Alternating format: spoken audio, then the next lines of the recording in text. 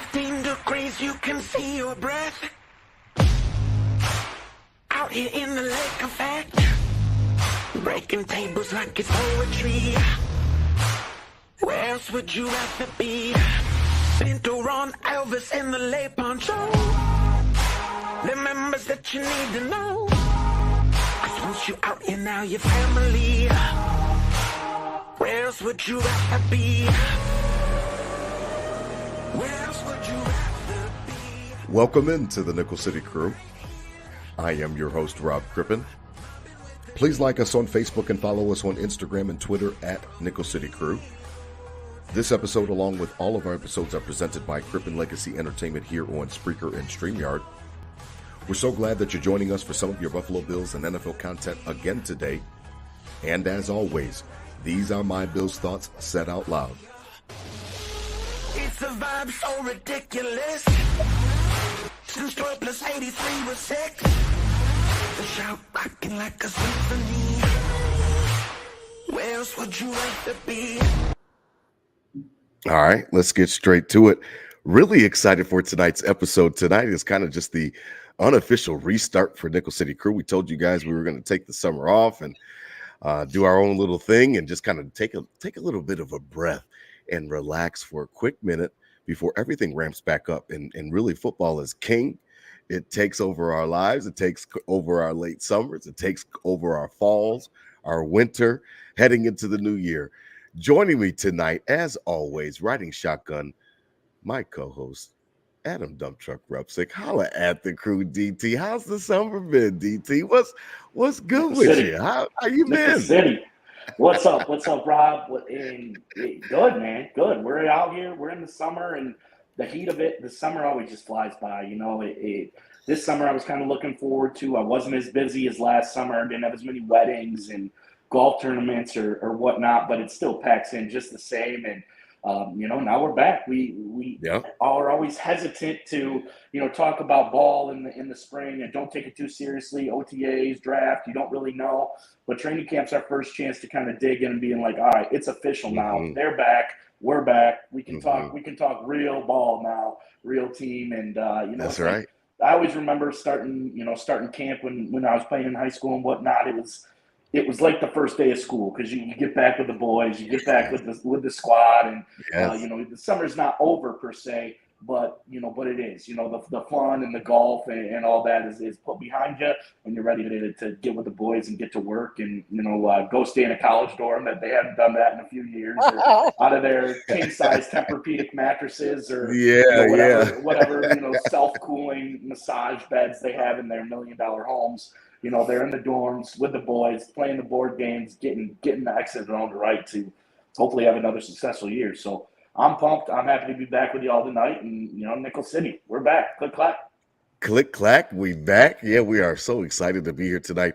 Again, presented here on BuffaloFAMBase, the official podcast network of the Bills Mafia that we simulcast on. And shout out to all of just the hashtag Build the Base, man. I came up with that hashtag and it's kind of taken fire. And I really enjoy the fact that all of my colleagues here on BuffaloFAMBase have kind of just wrapped their arms around it, because that's really what it's about, man. It's about, building the base, literally, like Bills Mafia, just engaging in each other. I saw DT before we introduce our guest tonight that you all can see. You all know who's here tonight joining us, for those that are the real ones. But like DT, I saw that there was the first ever Bills Mafia, Bills Mafia Con, and everybody was enjoying themselves. And I was definitely jealous down here in Charlotte. Like, man, I wish I could have been up there just kind of kicking it and rubbing elbows. And I saw a lot of the people that, I respect that were up there. And it was just the fact that Bills Mafia, we are a family. And I loved when I watched the highlights of the Bills during training camp that we're getting ready to talk about, DT. And at the end of it, the close of the video, DT was like, boom, one family. And I was like, that really is what the Mafia is. That really encapsulates everything that the Bills Mafia is about. It's the fact that we are family. Like we stick up for each other. We have each other's backs. And we are so excited tonight as we kick off and we continue season 4. Joining us, the incomparable. I had to make sure I got on my Webster's, DT. And I was like, what does incomparable mean again? I'm pretty sure that means there's no equivalent. There's no equivalent. There's no equal. To the lovely Robyn Mundy out there holding this down in Wyoming, Josh Allen country. Holla at the crew, Mama Mundy. We are so happy to have you back. I'm like so honored to be in the debut of the season. Yeah, we season 4 started a few weeks ago, but we took summer off. School's out for summer, so we took it off, and we click clack, we back. Click clack, and you guys are. I'm telling you, going into your 4th year. Yeah, that's awesome. Thank you. Yeah, we really appreciate it. Thank you. Love what you're doing. I did not know that you were the creator of Build the Base. Yes, yeah, that was my hashtag. I mean, it's like watering the plant, Mama. And the more that we get the chance to integrate with each other, then what bad can come of that, you know? So I've seen a couple announcements with some other guys, from some other guys and gals that have come on to BuffaloFAMBase. I know that Circle Around the Wagons came on, and I know Sterling came on, and then just recently another crew came on. So like we all need to be rubbing elbows and try to enjoy each other's company and figure out a way to cross-pollinate. I mean, that's my thing. It is, and you're doing a great job. And to think 4 years now, T and I, because we have our little Tea Time Robyn podcast, absolutely, and we drop on Thursdays most weeks. Some it's a different day, but I can't believe it, but we're going into our 3rd year. It's crazy. It's crazy. Somebody was asking me about DT and how we met the other night, and I've got some friends in town, and he was like, "How did you and DT meet?" And I was like, "Man, you would never imagine the story." And like I told him the story, and his mouth just dropped. You know what I mean? And it's crazy. But I just love that ending to that little clip, Mama Mundy, because they ended it with, you know, Bills are one family, and I just don't know any other way that's better to describe us than that. Because you're the official mama, auntie of the crew. Mama. I am mama for sure. Grandma, but mama's better. As we get kicking tonight, we appreciate everybody. We've already got over 100 people watching, close to 150 already, and we're just getting started. So we appreciate everybody out there again on all the different platforms that we're simulcasting on tonight. Hit subscribe because these guys are awesome. Appreciate it. We got that heat coming for you this year, DT. DT's already talked about it. We got that heat. We got another guest coming up next week. We're going to keep the guests coming week after week as we lead into Arizona week 1. So let's get down to business because we've got some nitty gritty things to get into, some nougat to get into later. I want to talk about training camp, DT, because you talked about it. You know, we make our joke, DT, that click clack, we back, but the pads are not on right now yet, DT. And because of that, you know, you're supposed to take everything as a grain of salt. But I know that, you know, the Bills are back in training camp at St. John Fisher up in Pittsburgh. They do a great job up there. And listen, DT, I guess day one was, you know, the offense starts off with red zone work. And some people are speculating that, you know, maybe that was to build confidence and different things like that. And then they're spreading the ball around and everybody's catching touchdowns. Then the big thing out of camp that first day was that, man, these guys are celebrating every touchdown in training camp like it's the Super Bowl, like they just scored a touchdown. And I thought that was interesting to take away because it seems like there was a concerted effort by Sean McDermott and his staff, Joe Brady, what have you, to make sure that, listen, we're propping these guys up. We're making them feel good about themselves because nothing breeds confidence like confidence. Yeah, and we're talking about changing the narrative, right? Getting over the hump and getting to the promised land, getting that ring. And last year and, you know, the year before of, you know, we're successful, but there was a little bit of dryness, you know, to the vibe of the team, and especially, you know, I'm not trying to take shots at Ken Dorsey here, but it was definitely dry and juice was out of the team when it was led by Ken Dorsey. So with the offense coming in with Joe Brady, they got juice, they're bringing juice, and they're sticking true to what they were talking about in the offseason of everybody eats. We're going to be explosive. We're going to be all over the field. And, you know, so I like seeing that day one. You know, it wasn't just something a moniker they were saying. It's something they were really digging into. And, you know, they want the juice. They want the excitement. And we talk about the family growing and the Mafia Con and all this. It's like, you got to scalp a ticket to go to training camp, Rob. You got to scalp a ticket to go to training camp. This thing is packed to the gills. The culture is huge, and obviously that's brought on a lot by Josh Allen and the success he's had. But it's awesome to watch that people are just chomping at the bit to burst through the gates and get out to training camp and, see this team play with some juice and some Mhm. fire. So obviously, like you said, you got to wait for the pads to come on, got to wait for some real deal to play. But I like what I've seen so far. Mama Monday. I know the pads don't come on until Monday, but like I said, I got my pad. I know you've got your ledger pad. I'm just wondering what you thought because I know that like day one, like I said, was red zone work, and then I heard Right. about the safety room day 2, and Mike Edwards was back in the lineup, and before that it was Hamlin, and maybe that was a little carrot to him for working so hard throughout the offseason while Mike Edwards seemed to be a little bit banged up. And then today we've got day 3 of training camp, and it's Ed Oliver, which compliments of Day, who is a friend of the show, for compliments of Day helping him out, but Ed Oliver in the backfield being disruptive. So it was a situation where I guess Josh Allen threw 3 picks today. What's your take on training camp? Like, how much do you take from it, Mama Monday? Because you've been through more training camps than DT and I have. I always no, I didn't say combined. I didn't say combined. You said that. I'm trying to figure out how much to take from it, because I just know that when the lights get brightest and it's week 1 and we're getting ready to kick off against Arizona, that's when it's going to really matter. And who are the 11 on offense and who are the 11 on defense, and the rotations thereafter. That's really what's going to what people care about. You know what I mean? Truly, I do. And I have a few observations to share. There's a guy, if you're not following him, Dean Kindig, okay. TC Bills _Astro. This guy does all our draft work for the blog, for BuffaloFAMBase.com blog. And he's at training camp, and he gives some great insights. His notes are on our blog. Check them out. But I also follow as much as I can the feed during practice, because I like to get a feel for like trying to put myself there. And when people write, and they post it's interesting because you'll see 2 people post the same video clip of the same play, but they see it a different way. And absolutely. That's different kind of set of eyes. interesting. Different set of eyes. Now, I don't take much out from training camp in terms of scheme and that sort of thing, because they have very specific goals in training camp. So when you see 7 on 7 or you see 11 on 11, oh my God, they look bad, blah, blah, blah. I don't really recommend taking too much away from that. But and most of you guys, if you followed me at all, know that I am a former, in another life, psychotherapist. So my interest in the game comes from a different perspective, because I like to look at the behavior and the mental aspects of the game.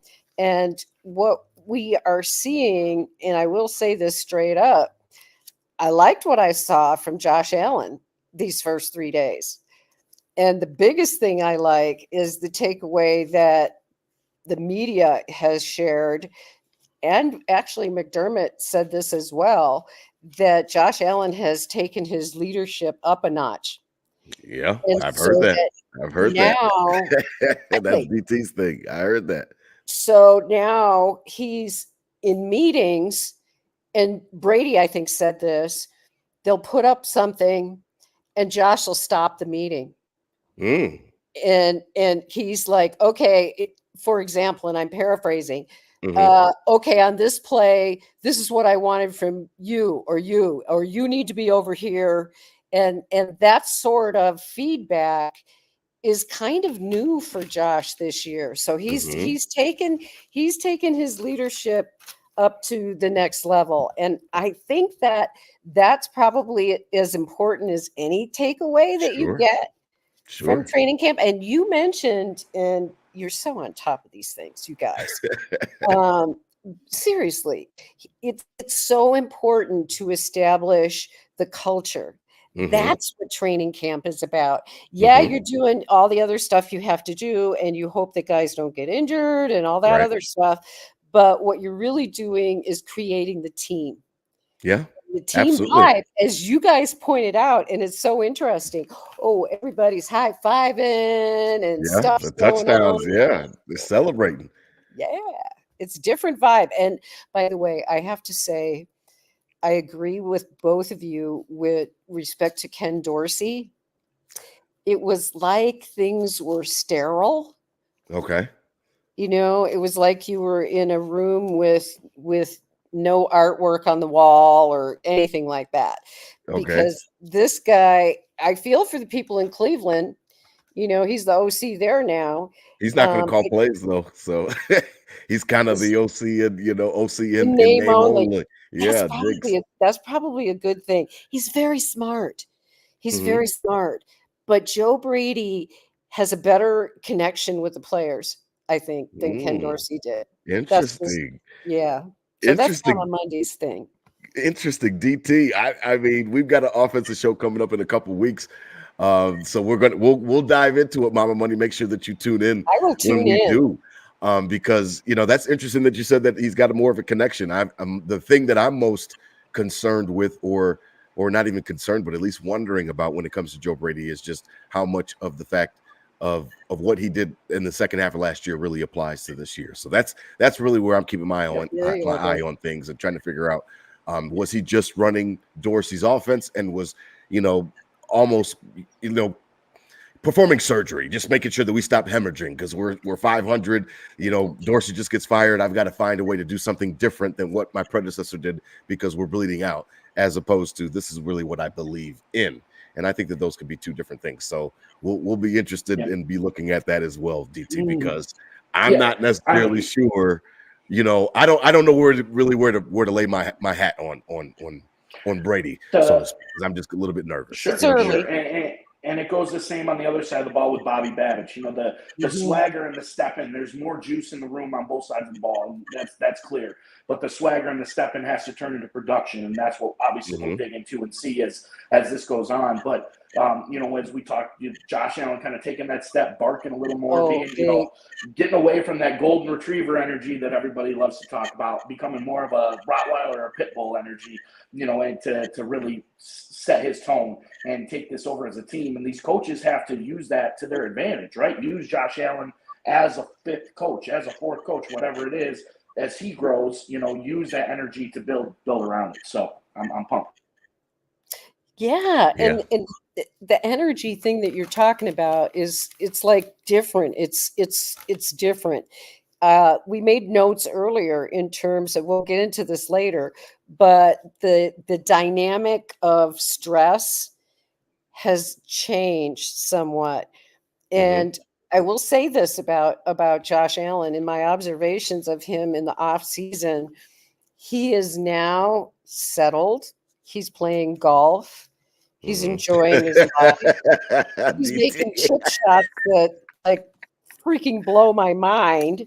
But he's got, his life is settled.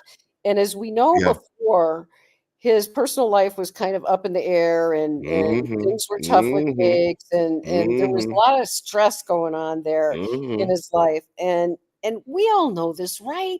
Like if our personal life is not in order, it's gotta seep in. I don't know how it's not gonna seep in, but Nickel City Crew, Mama Mundy, we have done a great job of making. DT has done a great job with me personally, of making sure that I stay off of that road, because we can go down that road because everything that you're saying makes sense, and it actually leads to some of the things that happened in that Cincinnati game. So what I hear on WGR all the time is, well, why was Stephon Diggs going like this and going like this, and he's got his arms out in the beginning of the game? And I'm like, man, if I go to work with you every single day, Mama Mundy, and we agree on something and we've been working towards something, and then when we get to the presentation, you're not ready, I might react a certain way, and I might go, what the hell is going on? We talked about this shit all week.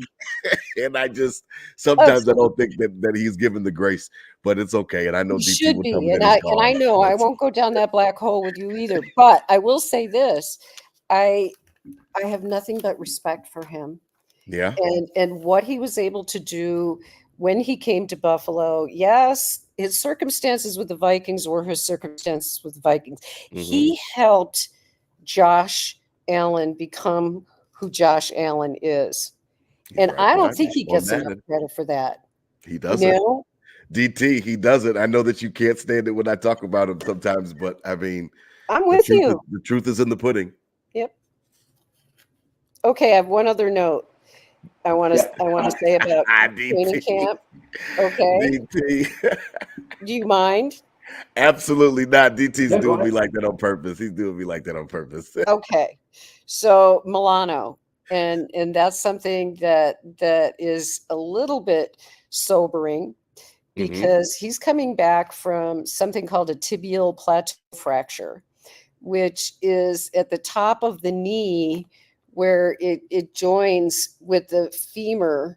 Okay. It's very flat, and that's why they call it a tibial plateau.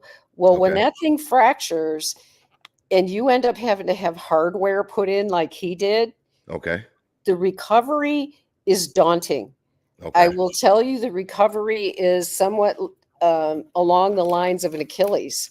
Oh, wow. Yeah. Wow. And so we have to be very realistic about the expectations. We should be measured with our expectations then. Yes. For him. I would not be surprised if he isn't put on PUP to begin the season. It might. Well, he did start training camp. I mean, he hasn't been limited. He can't go on PUP then? No, he started. He did start training camp working with Bernard. But yeah, I agree. This is the first I've even heard of a description of this injury. We never knew all last year. It was just a leg injury. We didn't know what it was. So they didn't want anybody to know. And I think that there's a reason that there was a little truth to the rumor, maybe that they were during the offseason shopping him around.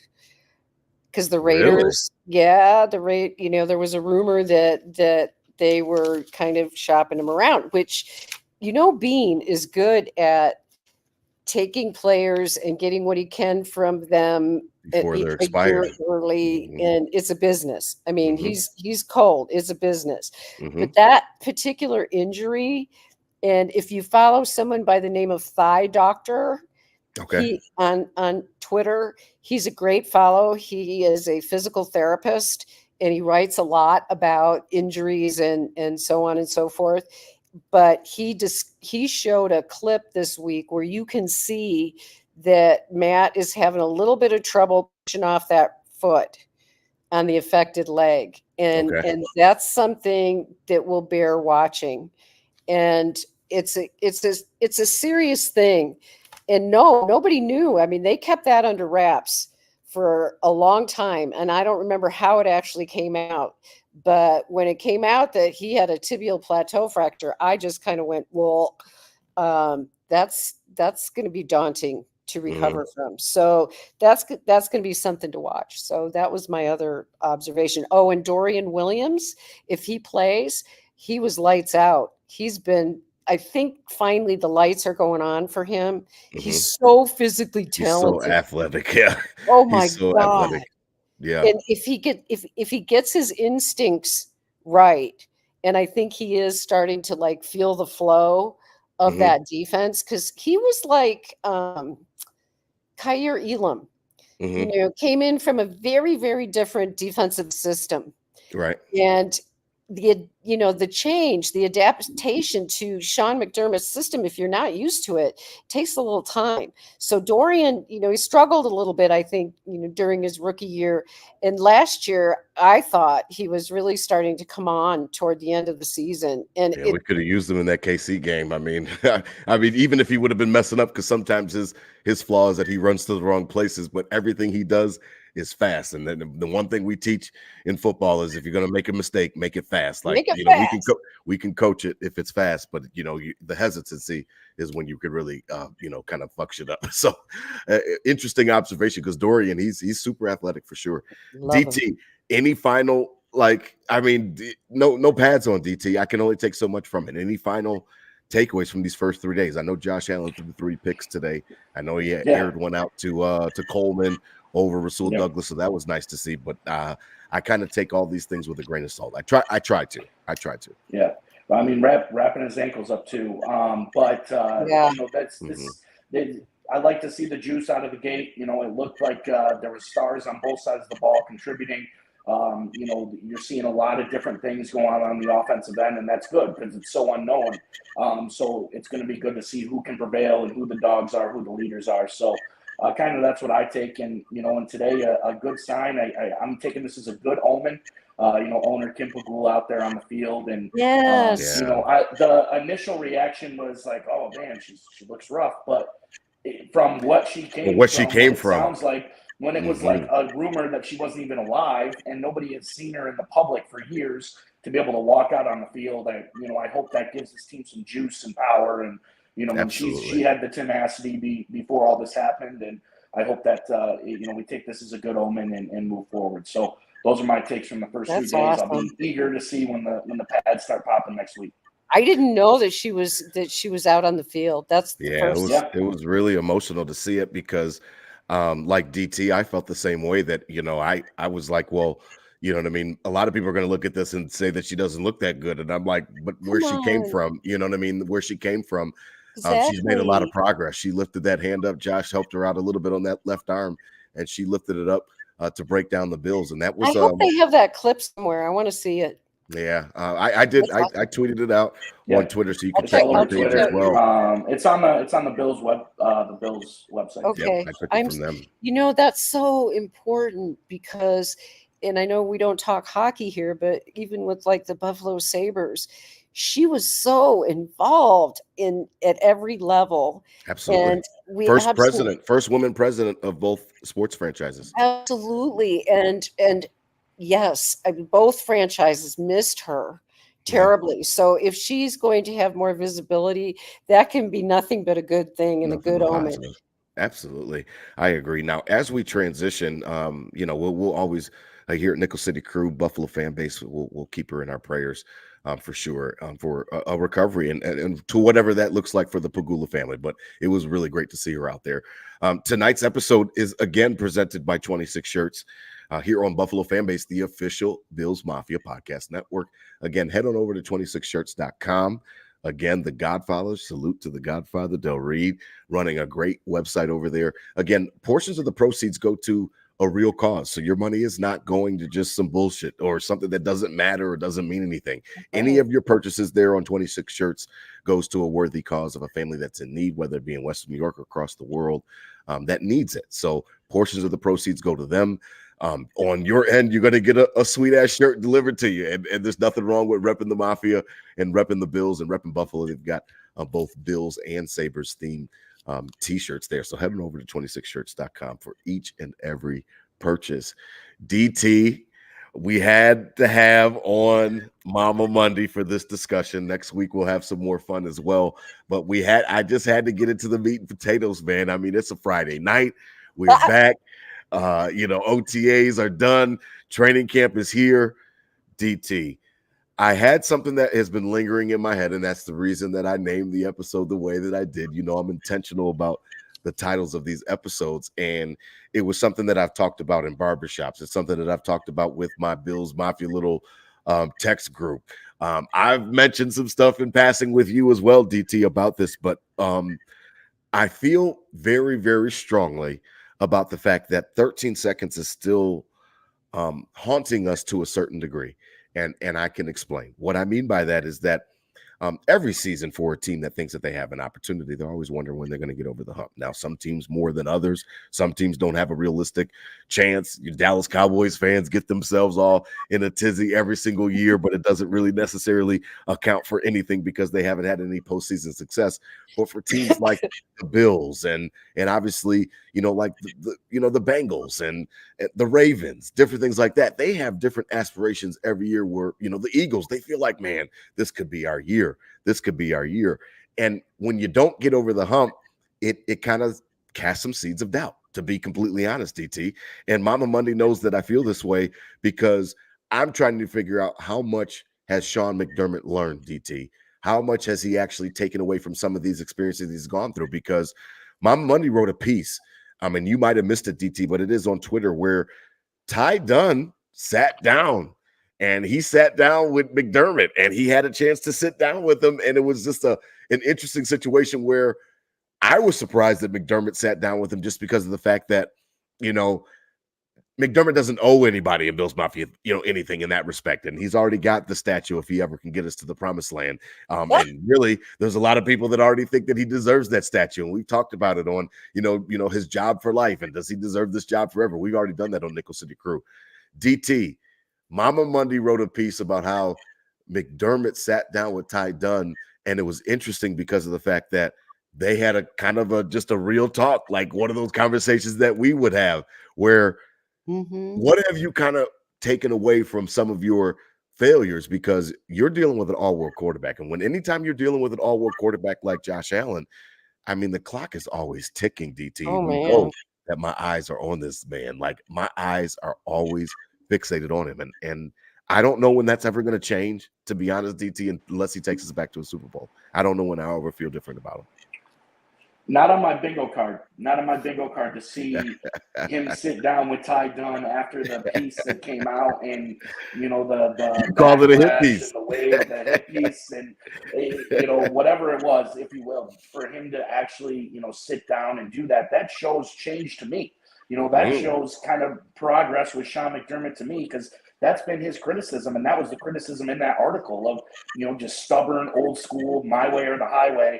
And for him, and kind of to be characteristic with that, he would have never sat down with Ty Dunn and talked about these things. And he would have just said, outside noise, block it out. We're focused with what's in the room and keep moving.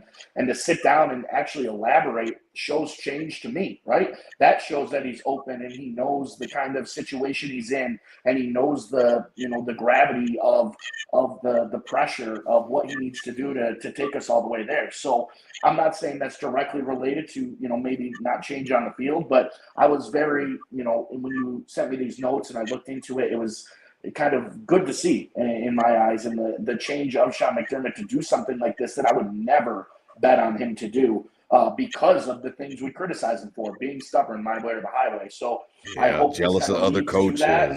And change in regards to growing this team and the new age, the new look Bills, if you will, and knowing what you have in 1-7. So that's it was positive. Yeah. Mama Mundy, you wrote that piece and I loved it. I read all of your work there on BuffaloFAMBase. Again, Robyn Mundy, Editor-In-Chief at BuffaloFAMBase, #BuildTheBase. Mama Mundy, I mean, it surprised me. It did. I know that it surprised DT as well, but it surprised me because of the fact that I more associate Sean McDermott with building fences up and trying to find ways to fortify himself from criticism to the best of his ability. And obviously the success of the winning does much of the work for that building of whatever said fence.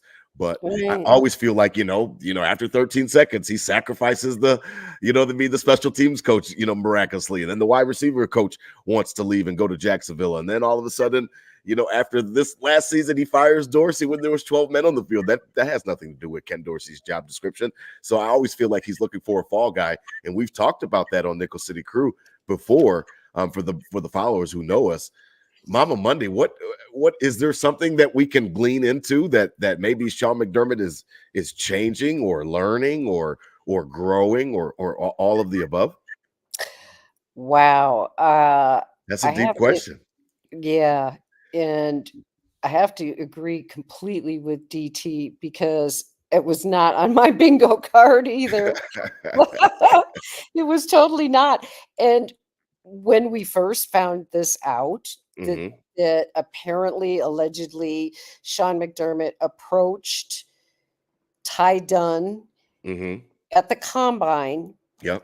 And can you imagine being Ty Dunn? Oh my God, here he comes. What am I? Right. The principal. The principal's on his way down. Yep. What's going to happen?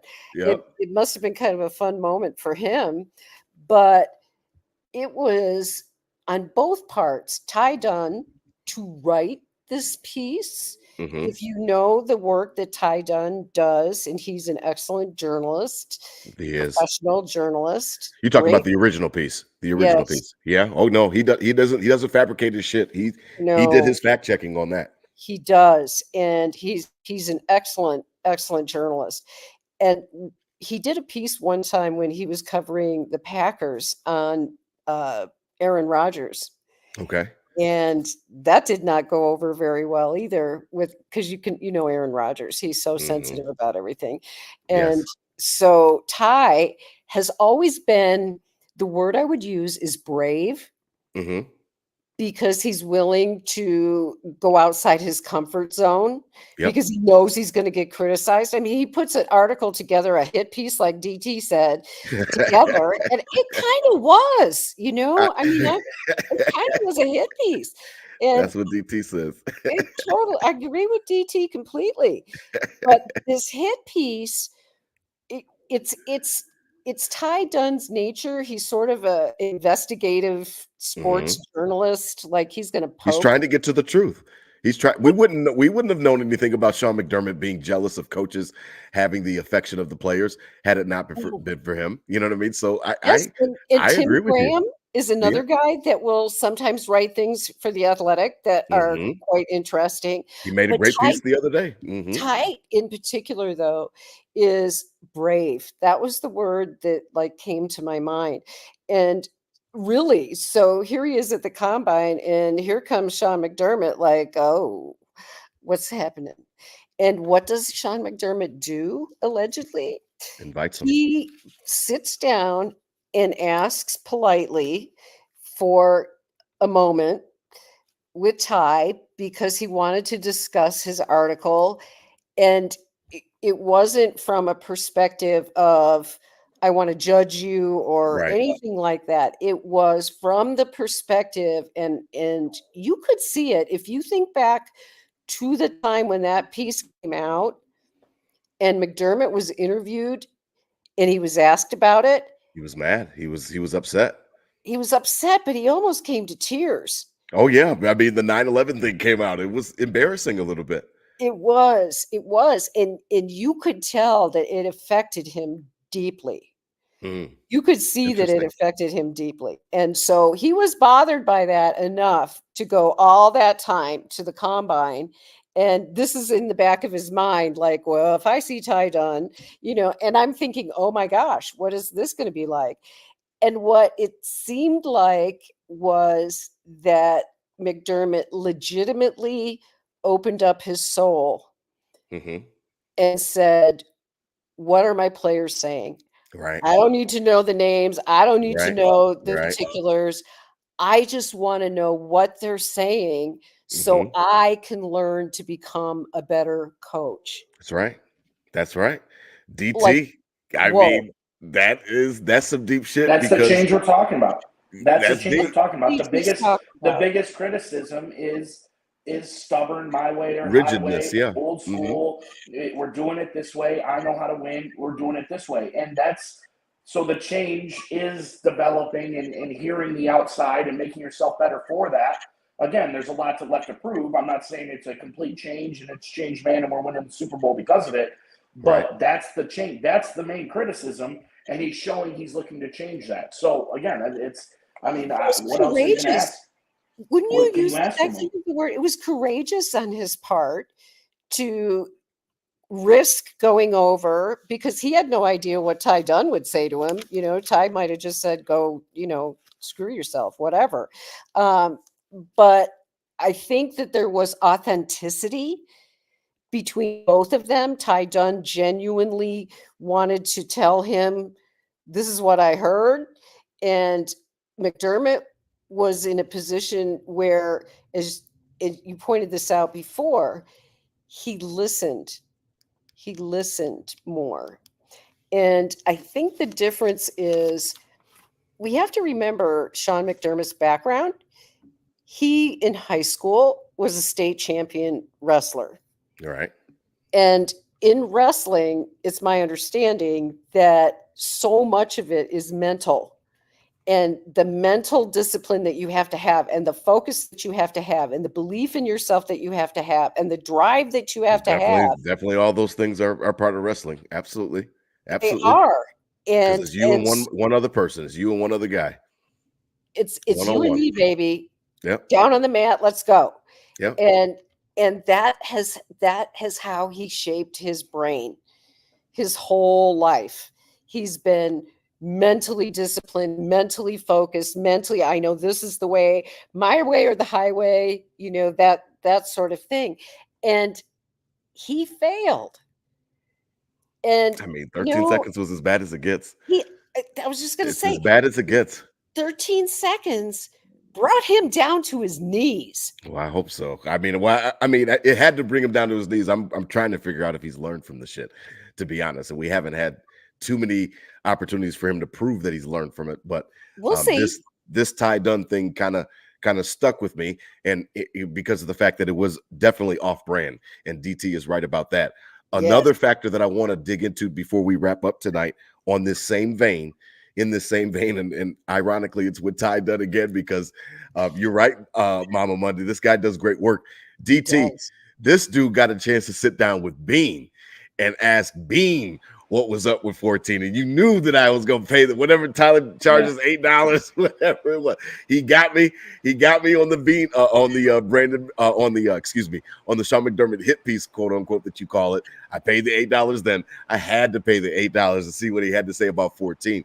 And what was ironic to me, because it was really, we had speculated we were on the right trail. DT, you and I are rarely just completely off, but when he sat down, he had talked about it a few different times, DT, about how it was important to him. He felt that it was important to him to make sure that he got new players in the system that weren't a part of 13 seconds. Now, what that says to a cynic like me, who wants to lay everything at McDermott, and I'm looking for people to blame, and I still haven't heard the explanation for what the fuck happened that night.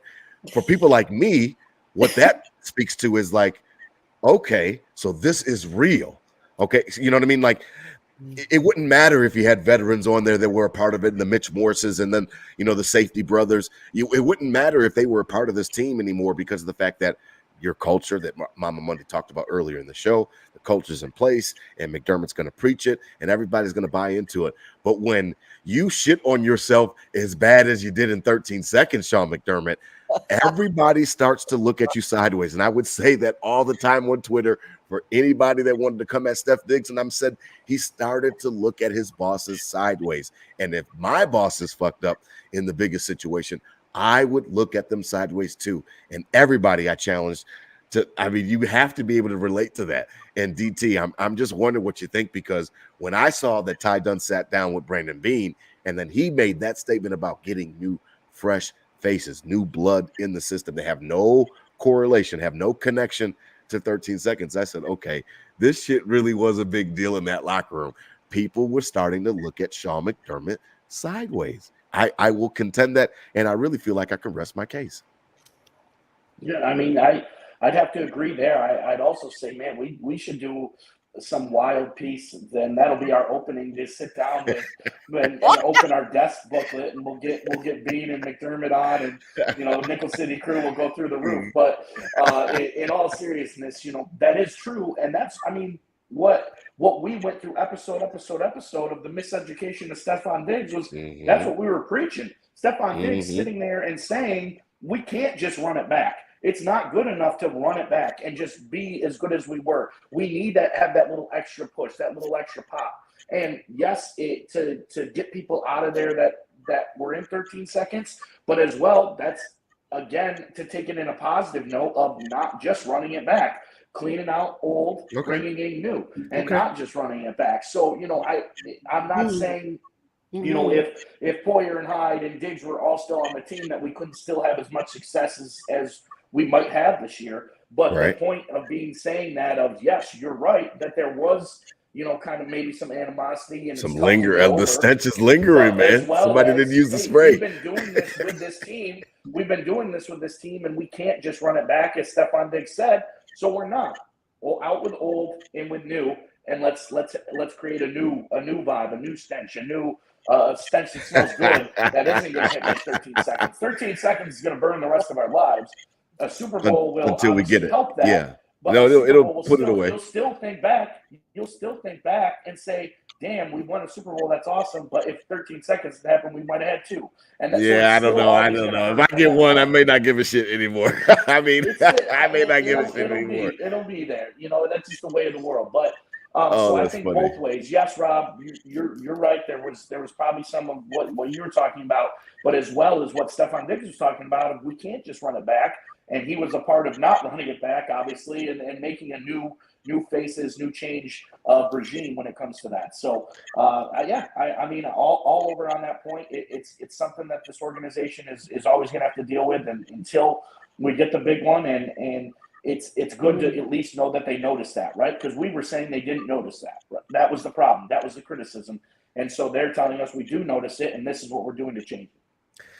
I mean, Mama Mundy, I mean, I'm not looking for an echo chamber or anything like that. That's not what we do here at Nickel City Crew. But when I saw that Bean sat down with Ty Dunn, and I saw the specific reference to 13 seconds, that's where my head went. And I know that DT's trying to support me because he loves me, you know what I mean? But he's not even really on board the way he's trying to act like it. But I'm seeing both sides there, and then you see him, and DT is always rational. He's the one that's always talking me off the edge. Pragmatic. So I give him credit for that. Yes, he's pragmatic. He helps me off the edge. I looked at it definitely more of a shot at McDermott. Because I'm always just watching this dude. So I looked at it like, wow. Things went so bad that day. You never told the fans, and I understand that the coaches don't quote unquote owe us anything, but as a season ticket holder, that shit hurt a little bit more, and it burned a little bit more. I'll be honest with you, Mama Mundy, and DT felt the same way, because all of Bills Mafia that happened to be season ticket holders, we still don't have any type of resolution of really what happened, and then all of Bills Mafia never got any type of explanation because they didn't really want to talk about it afterwards. The one special teams coordinator got fired, and then that was pretty much it. Everybody just kind of just brushed it away. And I felt like 14 was catching a lot of flack because he wasn't over that shit. And then because he wasn't over that shit, and because he wouldn't shut up about it, I've been told that many times throughout my life, because I can be a dog on a bone with some things. If I know something is wrong, my mother taught me, like, call out bullshit. Like, I mean, now she wouldn't cuss, but she would say, if somebody is disrespecting you, somebody is not giving you your fair just due, you need to call it out on any stage, whether it be a professional level, a friendship level, relationships, whatever the case may be. Call it out if you're not getting what you need to be, what you deserve to be getting. Man, I think that 14 caught a lot of flack because he was like looking around, what the fuck is going on around here? And it made people uncomfortable, where maybe they felt like they had to get rid of him. Good. But making people uncomfortable is not a bad thing. Yeah, well, no. I mean, but I think his message. Josh Allen He was a victim of his message. He was a victim of his message. Interesting. We can't just run it back. We have to move on. We got to get better. We can't run it back. And he was a part of that. They came to a decision as a team of we are going to be better without you. They wouldn't get rid of him if they didn't think they'd be better without him. And eat $30 million. At some point, $30 million, right? yeah. So he's a victim. He's a victim of his own preaching.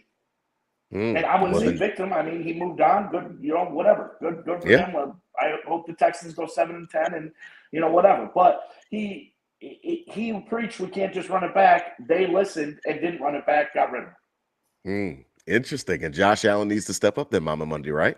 Because this is his time. This is his time to be the leader. That's what DT always says here on Nickel City Crew. It's time for him to step into that leadership role full bore. Full bore. And as I said, I don't think that he would be the quarterback that he is without the experience that he had with Diggs. Absolutely not. And Absolutely not. People want to choose to look at Diggs' behavior in a certain way. But I'll just say what I think, and that's that I agreed with Diggs. Yeah. I agreed with him at the time. I was like, what? He's telling the truth, right?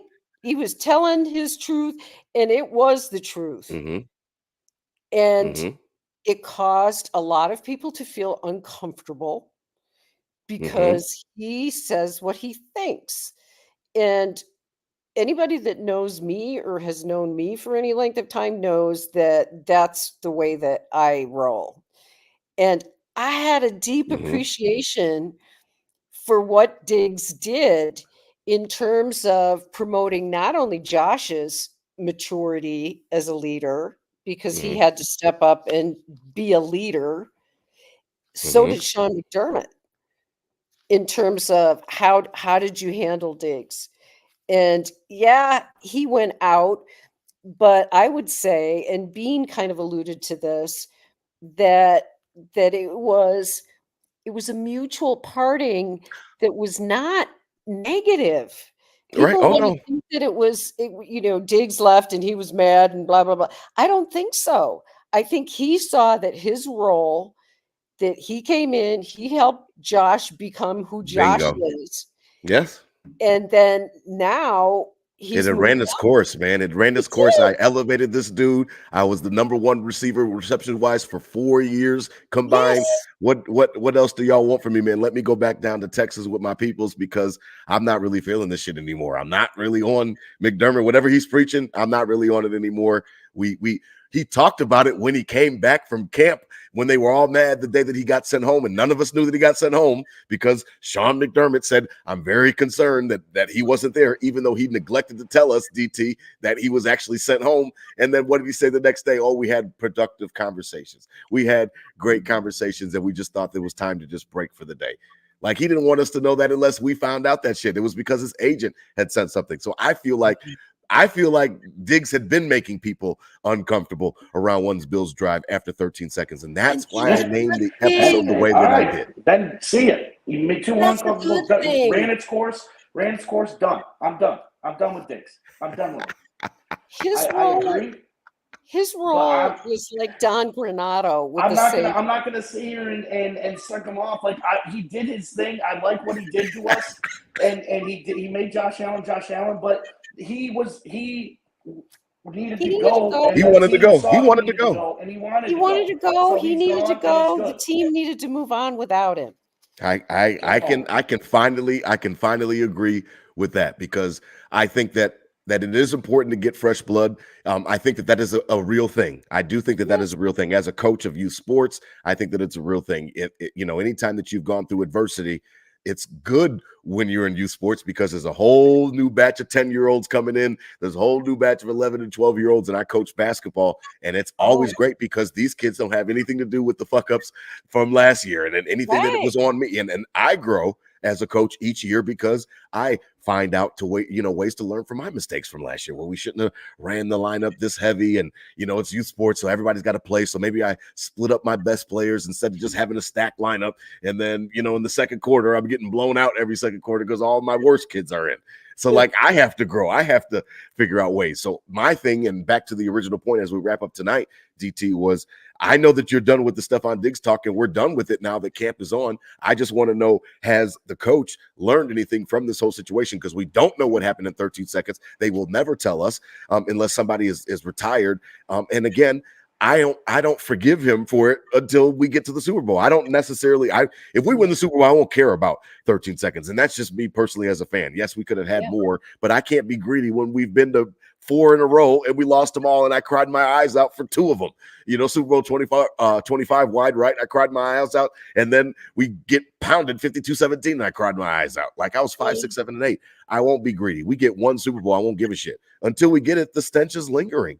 And it's in the air, and their own GM acknowledged it by saying, I thought it was important to bring some guys in that weren't a part of that shit anymore. And that means that people still remember. And whether Stefon Diggs is gone and he's the only one, he's not the only one that still remembers, because Josh Allen was a part of that damn fiasco, and he put on the greatest performance that we've ever seen from a quarterback. He outplayed Mahomes and has nothing to show for it.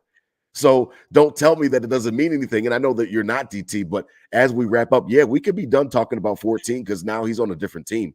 But the stench still lingers in my mind. And I thought that the GM admitted as much. That's all. As we wrap up tonight, that's all. I thought he admitted that it was important to get new guys in, because I don't want anybody that knew how bad Sean McDermott fucked up that night. That was bad. It was epic. Yeah, that's at least one Super Bowl. But we have been talking about the growth and the change, and we would never think McDermott would sit down and talk to Ty Dunn. And on the other side of Bean saying there had to be new faces in, we couldn't just run it back. So we're hoping that this is an agent of change and a move of change of, yes, we're not lying. We know this is this is a history dot in our history, an extension in our history.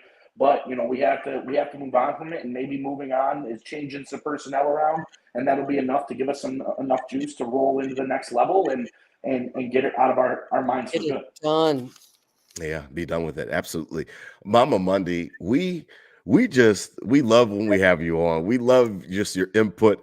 I know that I personally just have such an affection for your writing, your just your Thanks. acumen. I just love it. So I know that we've had a great time having you on tonight, and we really thank you for taking some time out of I your will come anytime. You guys are the bomb. This is like the Nickel City crew. You guys got it. Go. You guys got it going. time. And you and DT are two of my favorite people in the world. I Well, love you guys so we much. appreciate it. We appreciate it, Mama Monday. Again, check her out at Robyn Mundy, ROBYN Mundy, WYO, right on Twitter, Instagram. Check her out, please, because she is the shit and she is the resident mama of the crew. I'm silly. DT, yes, you are. DT. I know you. I know you done. You ain't got to get mad at me, player. You my man. I mean, I'm back. I know I'm you. You back. done talking about Stefan. We ain't gonna talk about his ass all season long. It's over now. That was the last. All right, The we're shit. good. Yeah. Yeah, we good. I mean, shit. You ain't got to come for my head. Yeah. So I named the episode the way I did because that shit is still lingering, and I just don't want. Yeah. I want Bills Mafia to embrace every season. Everybody keeps telling me to embrace the new season and embrace the new opportunity. Maybe this wide receiver by committee is going to work. And next week, we've got a special guest on as well, DT. We're going to talk about offense, and then we'll go to defense the following week, and we'll just keep it moving. And maybe this wide receiver by committee works. I mean, some people just misconstrue me. I feel like I'm Dennis Rodman. I feel like I'm misunderstood. Like, I want the Bills to win the Super Bowl. I want everything that they do to work, but I have got to be critical when I see shit that doesn't work. And I'm just not exactly sure about this wide receiver by committee. That's all. I thought we could have waited one more year to get rid of him. That's all. And then, but I'm seeing the beam as moving forward in a positive way, right? We can't run it back, so we're moving forward. People that weren't a part of 13 seconds moving forward for a positive reason, right? So yeah, that's absolutely. That's where we go. They've got no ties. You have no scars if you've got no ties. If you've never been in an accident, you don't have any scars. There were a lot of scars. A lot of guys that had scars are now out of the building. Micah Hyde probably will retire. We've got Jordan Poyer down in Miami. We've got Tre'Davious White in LA. That's weird to look at. I know Mitch Morse is down in Jacksonville. So you're absolutely right. A lot of those guys that have those scars from the 13-second, that stench. Somebody need to grab the air freshener and spray. That bathroom is fucked up. It's Friday too. Like, you know what I mean? When the dads say don't go in for another 35, 45 minutes. Like, somebody got to spray that bathroom out. And I'm down with it, man. I'm down with it, DT. I'm down with it. You ain't got to get mad at me. I'm down with it. Never mad. Never mad. I love it. I love it. I love it, man. As always out there, spread love, not hate. These were my Bills thoughts said out loud. Hit them with a Go Bills. We will be back at you, Nickel City crew, next week, next Thursday. We are back to our regularly scheduled program. We thank again Mama Monday tonight helping us out on a Friday, but we're back at it next week. I mean, we're gonna keep hitting y'all as we get approaching to the regular season in Arizona, and then it's just get on the roller coaster ride and up the mountain we go, and we'll see where it takes us, man. I'm down with it. Hit them with a Go Bills. Go Bills. Go Bills. Alive. Training camp. Click clack. We back. The pads on next week. Let's get it. I love it.